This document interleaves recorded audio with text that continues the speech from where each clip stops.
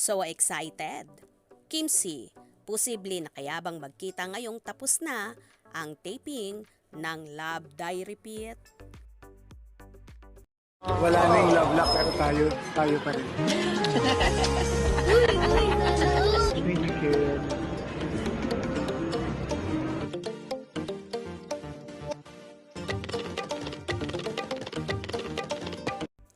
Inaabangan na nga ng lahat ang muling pagkikita ng magkasintahang sina Kim Chiu at si Sian Lim dahil tapos na nga ang taping ng serye ng kapuso aktor na si Sian Lim, ang Love Die Repeat. Nagbahagi nga si Sian kamakailan sa kanyang Instagram at sinabing, "Today is our last taping of Love Die Repeat." Marami naman ang natuwang fanay na natapos na nga ang taping ng aktor, kaya inaasahan na nila na magkikitang muli ang Kimsey.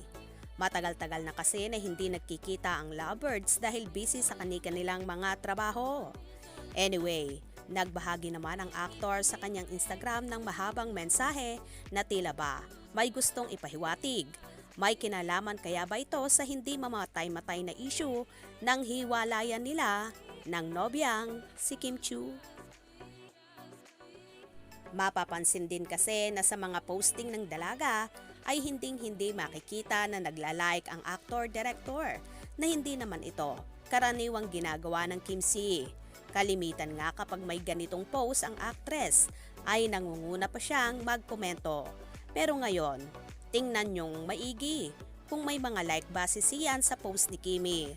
At lately, hindi na rin nagla-like si Kim sa mga post ng aktor. Marami tuloy ang nagtataka at iniisip na talagang may pinagdaraanan ang Kimsey ngayon.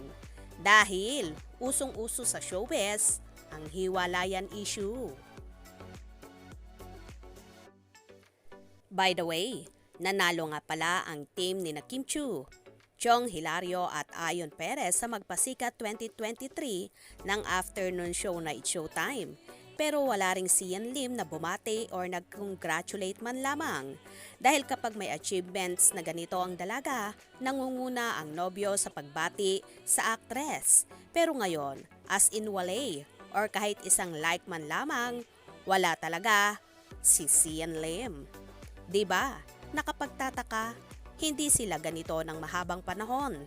Tanging ngayon lamang ito nangyayari. Well, sana maging maayos ang gusot ng lovebirds kung meron man, para magkasama na silang muli lalo pat darating na ang Kapaskuhan. Sana magkausap na sila at magkabati kung may tampuhan mang nagaganap. Kaya naman tumutok at wag na wag pahuhuli sa mga maiinit na kaganapan. Anong inyong magiging reaksyon sa bidyong ito? Comment below. Hope you enjoyed. Please subscribe for more info.